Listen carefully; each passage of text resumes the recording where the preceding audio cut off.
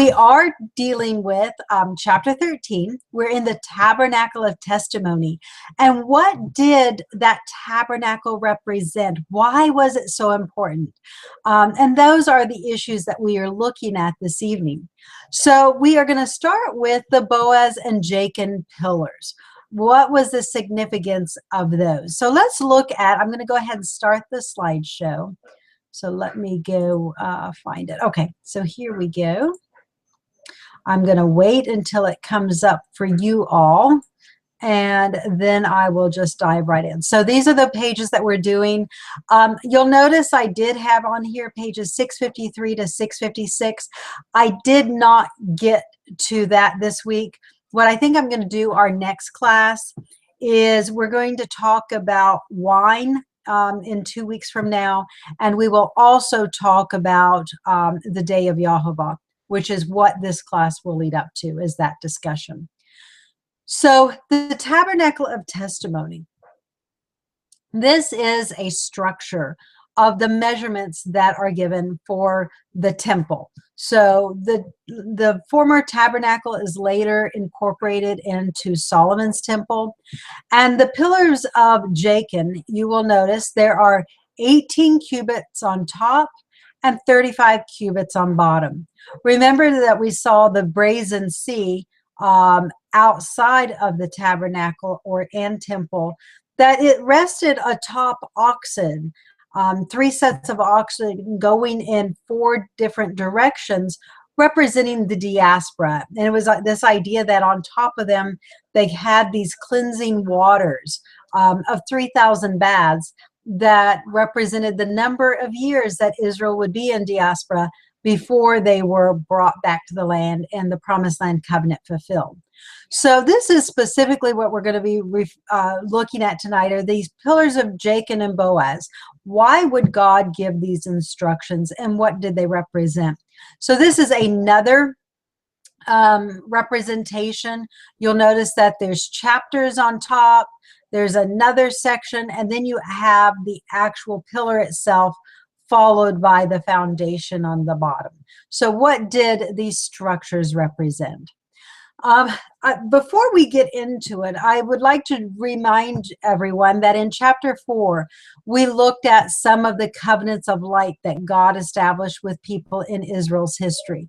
God established covenants of light with 2 women, Penuel and Ruel, women who, when Pharaoh gave the orders to throw the Israelite boys in the river or to kill them in some way, they refused, and they made excuses in order to protect their own people. God gave those 2 women covenants of light, but he also gave covenants of light with 2 people, the house of Levi and the house of Judah. Phinehas received his covenant of light when Israel had, in the book of Numbers, when Israel had rebelled, and he went and he made an atonement among the evildoers within Israel. And you find that throughout the Torah that there is this concept of the wicked being given as an atonement for the righteous, meaning that when there is a Passover, the judgment falls on the wicked and the evildoers, while the righteous in the community go free. In this particular instance, Phinehas made a atonement within Israel's populace. And because of his zeal for YHWH, because of his willingness to stand up on YHWH's behalf, God offered him a covenant of light. And we'll talk about what this means in just a minute. The second covenant of light was with Judah, but it wasn't with all of the people in Judah. It is specifically with the house of David that this covenant of light is made with. And this is very important because both the descendants of Phinehas as well as the descendants of David bear the burden. They bear the leadership roles for the community. In other words, it is incumbent on them to lead righteously. So when they lead righteously, all is good. There are blessings all the way around. But what happens when either the house of Aaron or the house of David departs from the way of YHWH? You find throughout the book of Zechariah, throughout the book of Jeremiah, Isaiah, all the prophets talk about how YHWH would slaughter the priesthood for leading the people astray. He would judge them, and the priesthood would see the brunt of that. So when you have leadership roles in a nation, and there is a coup or there is a foreign invasion where a ruling dynasty falls, those ruling dynasties are usually exterminated. That was the standard protocol among conquering nations for well over 3,000 years. Even in our modern day, if you look at what happened with the czars in Russia, how when the Bolshevik Revolution, all of those, the family, the Romanovs, were all put to death because you get rid of that ruling household so that an heir cannot later claim the throne, and he cannot later have a following that then serves to disrupt the unity of the new government that has come into place.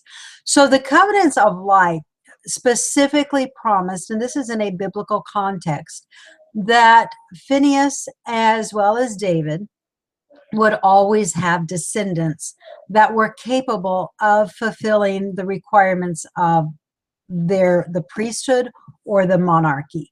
So this does not mean that they will have descendants who are always acting as priests, or they will always have descendants who are literally sitting on the throne of David. That's not what these covenants meant. It simply meant that their houses would never be exterminated, that they would always have descendants, and at any point in time where there is a renewal of the land, a renewal of the promised land covenant, or a renewal of Israel's government on the land, they would have descendants who could fulfill either the priestly or the monarchy roles of leading for Israel's society. So this is the instruction in the book of Kings. Remember that David had said in Chronicles that he had been shown by YHWH's Spirit the shape and the pattern of the temple. So God's Spirit had impressed upon him and showed him how the temple should be structured. David then gave this pattern to Solomon when Solomon was installed as co-regent at probably the last release year of David's life. And he charged Solomon with building the temple there on Mount Zion for YHWH and for the people to come to. So this is how Solomon erected the pillars. It says, and he set up the pillars in the porch of the temple. And he set up in the right pillar and called the name of it Jachin. And he set up the left pillar and he called the name of it Boaz. So what are the importance of these two names? Well, we know from biblical history, from the book of Ruth, as well as from some of the chronology in First Chronicles, I believe it is 9, that Boaz was King David's grandfather. So this is why Boaz becomes the patriarch or the founding generation of these pillars that are set up for Israel. Jachin, unfortunately, the genealogy there is lost. We do not have it. You will find on the charts in the book that I have, just like on page 667, all I have done is put those as possibilities for the house of Levi, simply because we do not have it. All we can do is theorize. Unfortunately, the lineage of the house of Levi during the later monarchy was not, those records and archives were not kept up to date. And it's very possible that those records also perished when Jerusalem was attacked by Nebuchadnezzar and the temple set on fire. Because it is, remember, in ancient societies, temples were more than just a place of worship. They were actually served as a county capital, where all of your documents, your legal transactions would have been stored. So they were really a public records office. So when Babylon burns down the public records office, many of those documents are destroyed along with it. And that is probably what we have in the case of Jachin as well as the Levites. Some of them we can reconstruct because we have the names, like for instance, Zedek, we have, or Zadok, we have his name, and we have some of the later priests who served in the capacity of the high priesthood, but we are not given their names consecutively throughout the latter monarchy. Now, this is the description in 2 Chronicles chapter 3 of the temple that Solomon made. And this is the specific description of the pillars. It says, and he made before the house 2 pillars of 35 cubits high. And the first chapter that was on the top of each of them was 5 cubits. And he made chains as in the oracle. And he put them on the heads of the pillars. And he made 100 pomegranates and put them on the chains. And he reared up the pillars before the temple, one on the right hand and the other on the left. And he called the name of the one that is on the right hand Jachin, and the name on the left Boaz. So that is just another description, and also of the chapters that were on it, that were 5 cubits high. Now I want to point out, actually, let me not get ahead of myself here. Let's talk about what these cubits represent. So each cubit represented a generation of Boaz and Jachin's children who lived on the promised land. Hence 35 cubits represented prophesied of 35 generations that would live in the promised land before these particular genealogical lines became extinct in the day of YHWH. Now, I'm going to preface this. We're going to see as we study this that the lines of David and the lines of Aaron, of Phinehas in particular, that existed during the days of Nebuchadnezzar, those become very censured lines. In other words, remember, one of the last generations of David is Jeconiah, and his descendants are censured from ever sitting on the throne of David or ruling in any capacity. We will find, and this really kind of gets more into volume 2, but in volume 2, I will demonstrate that the house of Levi, for that particular line that existed during the Second Temple era, was also censured. In other words, those were lineages that would bear the brunt of the day of YHWH. They are lineages that would perish when this horrific day of YHWH comes in Jerusalem and it comes upon the land of Israel. These houses are virtually exterminated. So what you find is that both David and Phinehas's viable offspring, their viable children that fulfill the covenants of light, are probably not even found within the land of Judah during the Second Temple period. They probably go into diaspora, and they may not even come back to Israel into the latter days. And we're going to see this as we continue the study. This will not be fleshed out all in one class. We're going to see it as we go through the testimonial law, or which is also called the prophetic law. At this point, we're going to see the structure that the temple establishes, and later on we will see how that structure and that prophecy fits into the testimony itself. So Yahweh's covenant with David officially began with the generational count, with David representing the pillar's first cubit. Above the pillars rested a chapiter 5 cubits high. This is what Jeremiah tells us.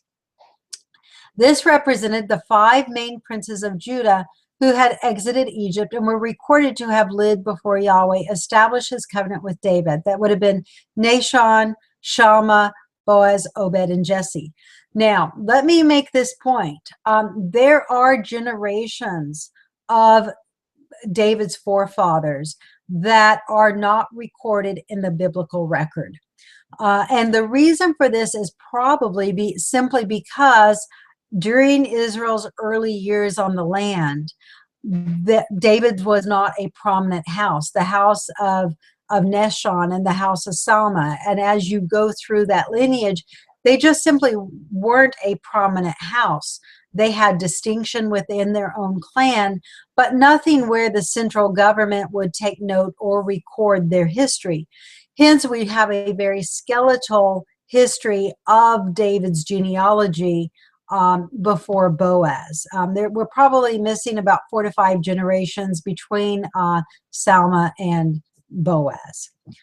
So, and it's very fascinating as well, because what we see is that the history that David gives us, the structure of the tabernacle or the temple that he gives us, corresponds to the written record. In other words, David did not go outside of the official records to add generations that had been lost. He stuck with whatever official record was maintained either by his family or by the Levites who lived in his district outside of Bethlehem. Now, it says the Acts of Solomon, as recorded in 2 Chronicles 4:13, relates that the first 2 chapters of the pillars were covered. So this again would represent Nashon and Salma, and they were probably covered because there were generations that were missing, or the fact that they were the line's first patriarchs. Now, this is where we get into some really interesting information when we're talking about symbolism. Notice what 2 Kings tell us regarding these pillars of Jachin and Boaz. It says, for he cast 2 pillars of brass of 18 cubits high apiece, and a line of 12 cubits did compass either of them about. And he made 2 chapters of molten brass and set the tops of the pillars. And the height of the one chapter was 5 cubits, and the height of the other chapter was 5 cubits. So this is just another bit of information. But what we learn in this that we did not learn in Chronicles account is that there is this line of 12 cubits within the 18 cubits. So if you go, say, 5 cubits down, all of a sudden you find that there's this line of 12 cubits. So what does this 12 cubit line represent? We're going to study this tonight. So again, this is what we're looking at. So these 18 cubits represent 18 generations of David and of Phinehas, specifically Zadok, living on the promised land before the first temple is destroyed. And what we are going to see is that there are indeed precisely 18 generations of the house of David during the first temple era. Now, once again, the records are sketchy for the priesthood, so we do not have that full record, but it can be reconstructed with the priests that are mentioned within Kings and Chronicles. So this is table 13.3. I believe it is on page 666. So this shows the lineage of David. And if you've ever wondered why scripture always says, you know, the son of Bijam, and it gives the mother. You know, the mothers become very important because it shows so many times that ruling monarchs were half brothers. They may have had the same father, but they had different mothers. And when one of them died, the other one succeeded him. So when a brother succeeds and rules in his brother's stead, it is not a new generation, but it is within the same generation. He really just steps in and fulfills his brother's role or fulfills his brother's shoes. So when we talk about actual generations, this would be from father to son, where it is actually generational. You find there were only 18 generations of David, just like we saw with that first pillar of Boaz that ruled during the first temple era. So now the question becomes, what is this fillet of gold that goes through 12 generations? Well, I want you to take note at the 7th generation In this generation, and let's go back a little bit. Let's go to the 5th generation. Jehoshaphat was a righteous king in Israel, and he sought to make an alliance. I'm sorry, Jehoshaphat was a king of Judah. He sought to make an alliance with northern Israel or Samaria, with the Omris. And specifically, he sought that alliance with Ahab's house. So in order to bring peace so that there was not this constant civil war between the north and the south, Jehoshaphat sought for the hand of Ahab's daughter Athaliah in marriage for his son. So Ahab's daughter Athaliah marries Jehoram, and they have a son together who is Ahaziah. Now, this begins the very tumultuous time in Samaria's history. Remember, Elijah had prophesied against Ahab. You have Jehu, who had been anointed to exterminate Ahab's house. And you find that the kings of Judah, especially Ahaziah, they kind of did the same thing in Judah. Jehu succeeds Ahab in Samaria, and he utterly slaughters Ahab's house. Really, the only descendants that is left of Ahab is his only daughter, Athaliah. And the only reason she remains alive is because she is now queen in Judah, because she's married to Jehoram. Well, Jehoram dies, and his son Ahaziah succeeds him. But what Ahaziah does is both Jehoram and Ahaziah, when Jehoshaphat dies, they exterminate David's house. They kill off all eligible heirs to the throne of David so that there is no competition. This could have been spurred by Jehu's revolt. We don't really know the particulars of the politics behind the scene, but whatever the case may be, after Ahaziah's death, his mother, Athaliah, comes to the throne of Judah. So here you have a princess from Samaria now sitting on Judah's throne, and she rules with an iron fist. She even goes through Judah, killing all of David's descendants, even her own grandchildren, anyone that could claim heir to the throne, and then she sits on David's throne.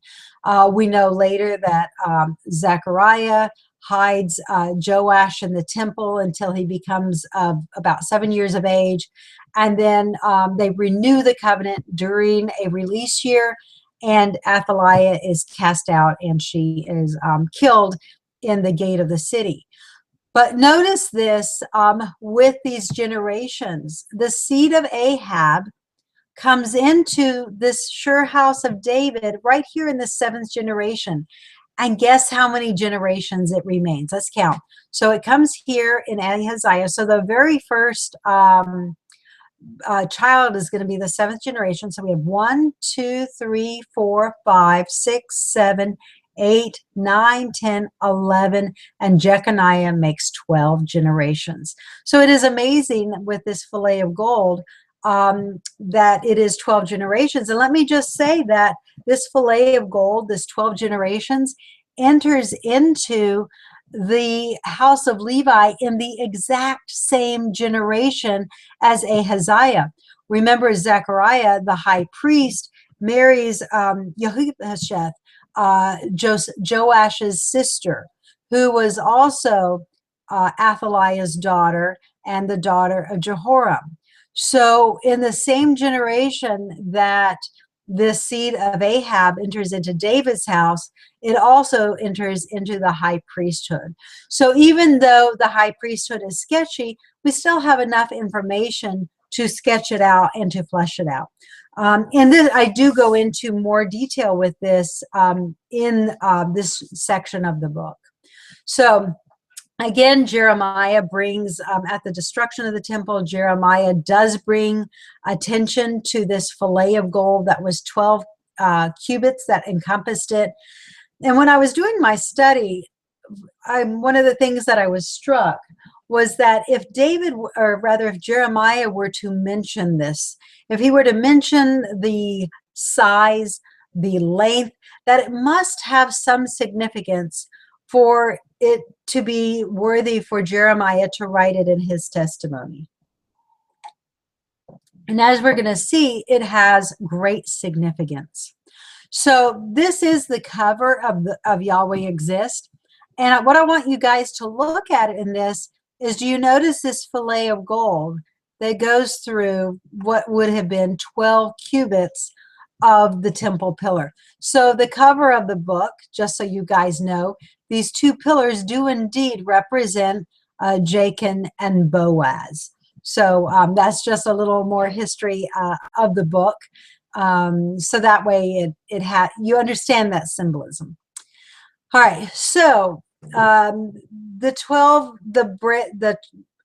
fillet of gold that goes through 12 cubits. This is what we know. Jehoiada, the priest, marries Mephibosheth, the daughter of Athaliah and the sister of Ahaziah.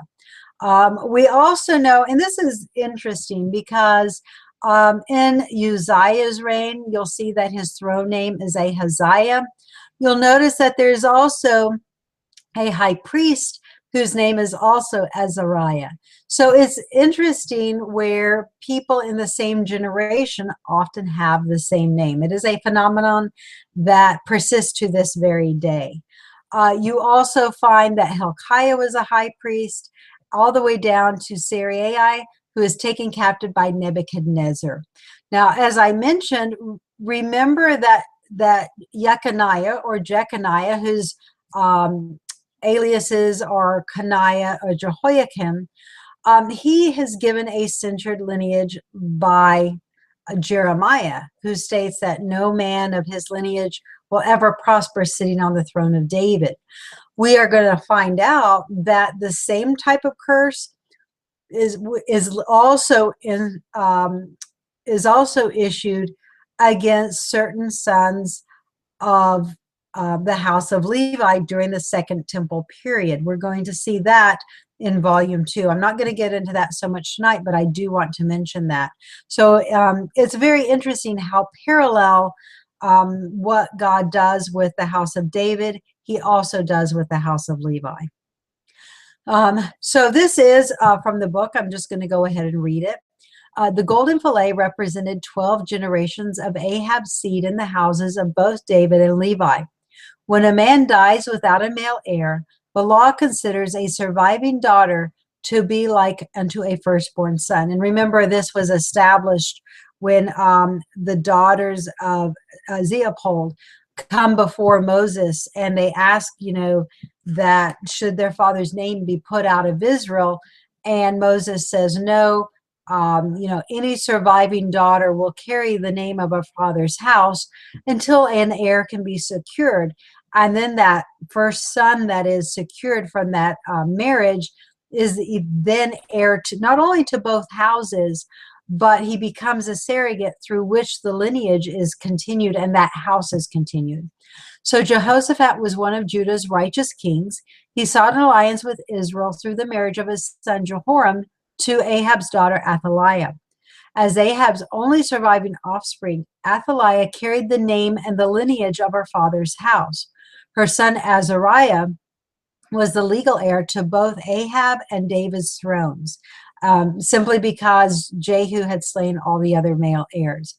Ahab's seed entered into David's sure house in the 7th generation and continued for 12 generations, keeping Ahab's cursed line alive within the children of Israel. Now this becomes very important because of the curse that Elijah had issued against the house of Ahab. And this was Elijah's curse. It says, behold, I will bring evil on you and will take away your posterity. And I will cut off from Ahab he that urinates against the wall, and he that is shut up and left in Israel. And I will make your house like the house of Jeroboam the son of Nebat, and like the house of Baasha the son of Ahijah, for the provocation with which you have provoked me to anger and made Israel to sin. So this curse against Ahab's house is not one that can be undone.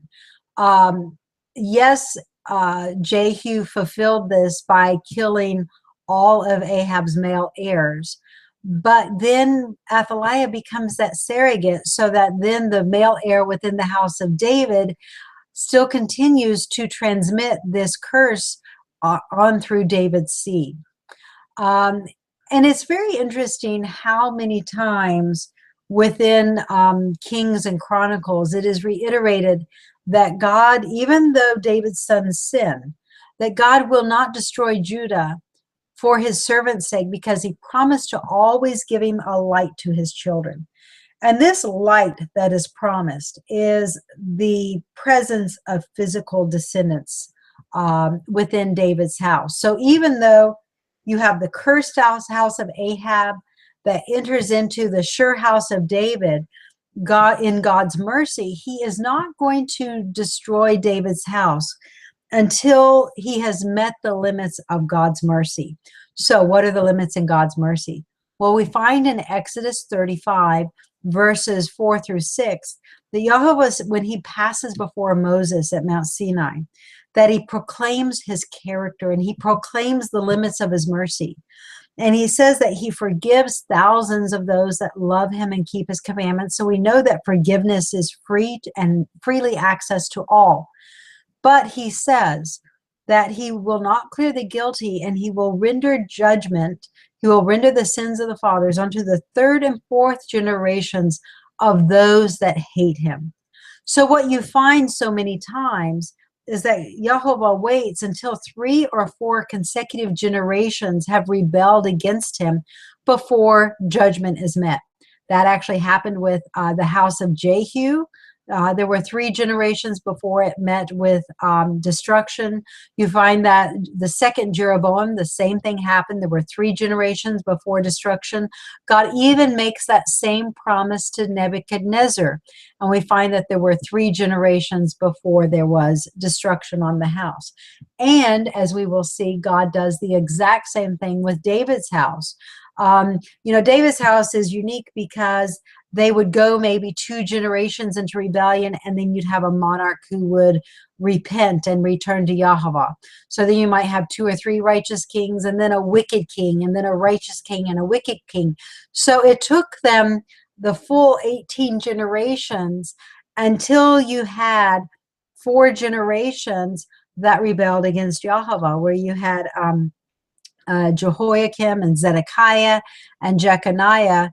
You had those 3 generations that totally rebelled against Yahweh, and then that met with destruction.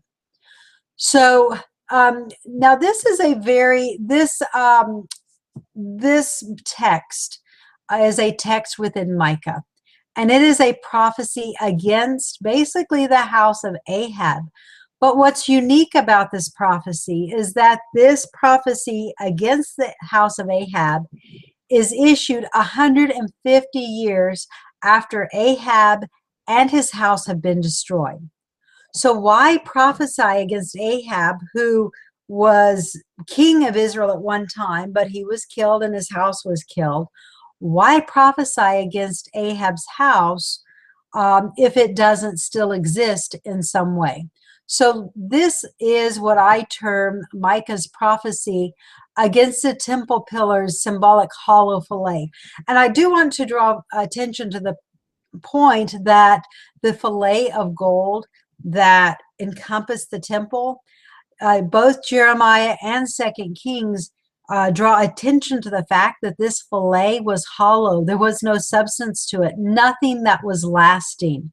So it is something that would peter out at some point in time because it did not have a sure foundation.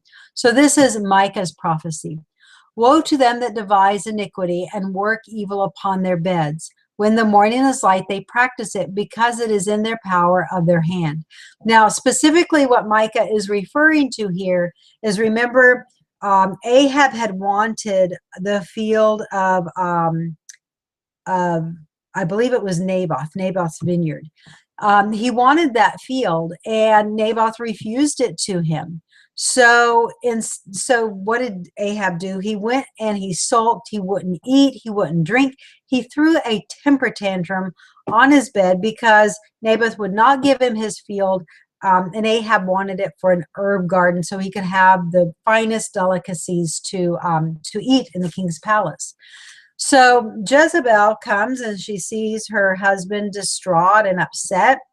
And she said, well, why are you so upset? And he says, well, Naboth wouldn't sell me his field. And remember, this isn't just land ownership. In Israel's society, your land was your livelihood. Your land was passed down generation to generation. It was never sold.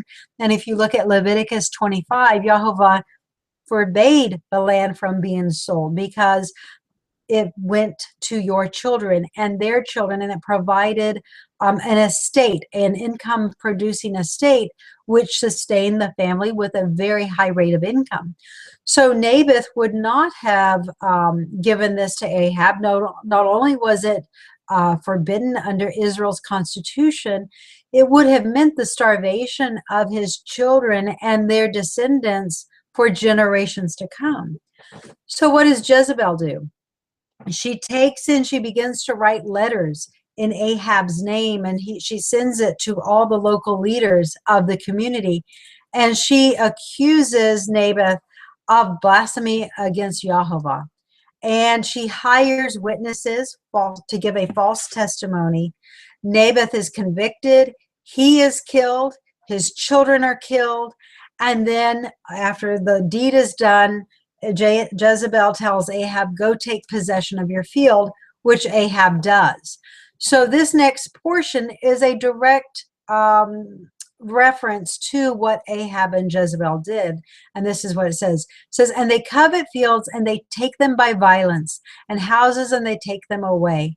So they oppress a man and his house, even a man and his heritage. This is what we're talking about. A heritage is this arable land that is passed father to son for hundreds of years. It says, therefore, thus saith YHWH, behold, against this family do I devise an evil, from which you shall not remove your necks, neither shall you go haughtily, for this time is evil. And that day shall one take up a parable against you, and lament with a doleful lamentation, and say, we be utterly spoiled. He has changed the portion of my people. How has he removed it from me? Turning away, he has divided our fields. Therefore you shall have none that shall cast a cord by lot in the congregation of YHWH. This is a very important prophecy. Micah issues this prophecy right around the days of Ahaz, the days of Uzziah, the latter days of Uzziah, during the days of Hezekiah. This was 150 years after Ahab. But what he prophesies is that even though Ahab's seed has entered into the house of David, this cord of fillet of gold of 12 cubits will come to an end, because that is not the lineage. The lineage of Jeconiah and Jehoiakim, and even of Manasseh and Hezekiah, that lineage is not the one that will be in YHWH's latter-day congregation. And oftentimes this lot in the congregation of YHWH does refer to the final restoration of Israel. So you find that this particular line of David will not exist during at the latter days. It is terminated during this upcoming day of YHWH, where both the houses of David and Phinehas are all but exterminated. So Manasseh's reign brings in another judgment phase for Judah. Again, Israel had experienced rulers of David who would obey and disobey, obey and disobey. You know, Hezekiah, Manasseh's father, is the only king in all of Judah where it says that he did everything like unto David his father. He was really the most righteous king since King David. He kept the feasts. He kept everything in the law that he possibly could, even getting rid of the high places throughout the land. In a recent excavations within, I believe it is Gath, or maybe it was Gaza, I forget which city, but recent excavations have demonstrated that Hezekiah did indeed pull down the high places, and he desecrated them. He even put a toilet bowl and rendered those high places unusable in a sanctified sense. So Hezekiah was one of Israel's most righteous kings. But notice what this text states at a very late date in Israel's history. It says, I will stretch over Jerusalem the line of Samaria and the plummet of the house of Ahab. And I will wipe Jerusalem as a man wipes a dish, and wiping it and turning it upside down. We are actually going to refer to this text quite a bit when we look at the testimonial law. Because why is this stretching over Jerusalem, the line of Samaria? We're going to discover what the line of Samaria is when we look at Leviticus 26, which really incline more to the northern kingdom. But notice he also says the plummet of the house of Ahab. You know, this was a measuring line for the house of Ahab. So why is this relevant for Judah and for Jerusalem in a future context? Well, if you understand that the house of Ahab did indeed continue to exist in David's house in Jerusalem, it kind of gives you a context. And when it says that I will wipe Jerusalem as a man wipes a dish, that's it's going to be completely, there's going to be nothing left on the dish. It's going to be totally clean, indicating that this particular line of David, this particular line of Ahab will not exist at a future point in time. Now, again, now we're going to look at the Second Temple period. So we had 18 cubits in the beginning for a total of 35 cubits. So there are cubits that remain during the Second Temple period. So if you will notice, this is the descendants for Ahab and Aaron during the Second Temple period. Jeconiah was that 18th generation that we saw, that censured generation. Pedaiah is also mentioned during the diaspora, but most of us are familiar with Zerubbabel, who returns with the remnant at the decree of Cyrus. You have Hananiah, Shechaniah, Neriah, Eloniah, and then there are 7 sons to complete about 25 up to the 25th generation. The last 10 generations of David and Levi's genealogy is absent from record. What Ezra and Nehemiah tell us is that records were kept all the days of their life. But what we find, and we will see this in a couple chapters from now, when we take a very detailed investigation into that Second Temple period. But what we find is that rather than sanctifying Yahovah, rather than returning to the covenant, that very early on, when the people who returned with Zerubbabel and Yehoshua, when they return to the promised land, they don't sanctify the Sabbath. They do the same thing that they did in Jeremiah's days, where they have Hebrew servants and they will not let them go free. They keep them under bondage.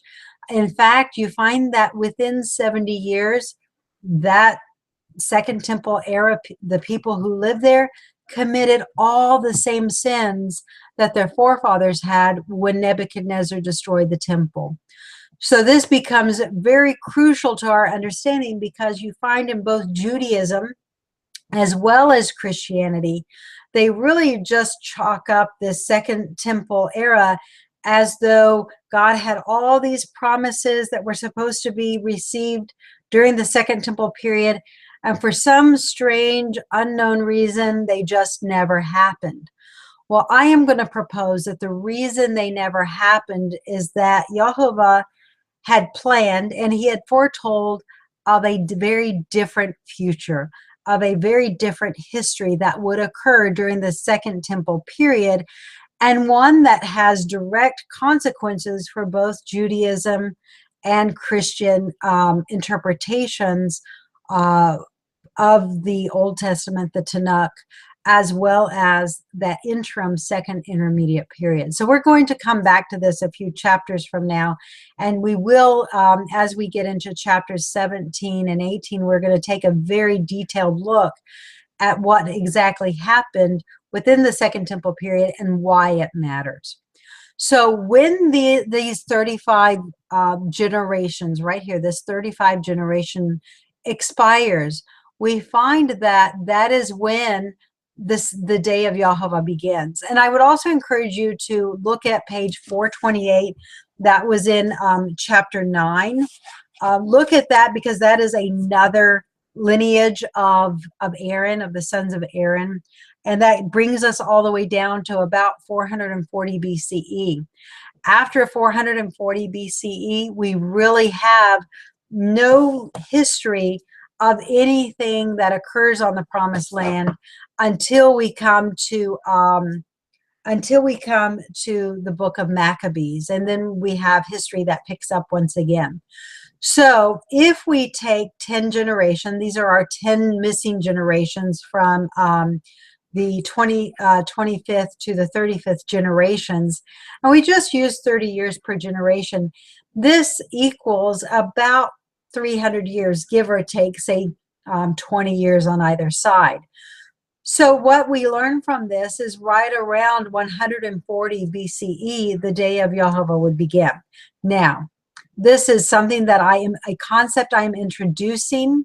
I would say that, take this tongue in cheek right now, because I am going to show much more information with the day of YHWH, how it works. And I'm going to show you exactly where that day is prophesied to occur within the testimonial law. Remember Isaiah 8 verse 20. It's mentioned in both verse 16 and verse 20, states, to the law and the testimony, if they speak not according to these, there's no light in them. So we all know that the law is the law of Moses. And this is not only the 10 Commandments, this is giving us, the release years, the Jubilees. But what about the testimony? That is something that I believe has been lost for about 2,500 years. It is lost specifically because of the mission, the commission that God gave to the prophet Isaiah.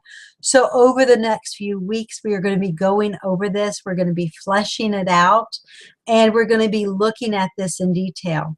Now, let me tell you what we're going to do. We will not have class next week. I'm going to update this on our on the website, but we will begin every other week in January.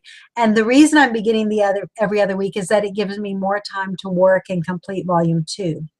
So as we go through this, the next class we're going to do, I'm going to be doing a little bit more explaining of the concepts of the day of YHWH, and why is it that scripture, showing the scriptural support for it beginning right around 160, 140 BCE. We're going to be looking at some of that, as well as the symbolism of wine. We're going to kind of collapse that in one class.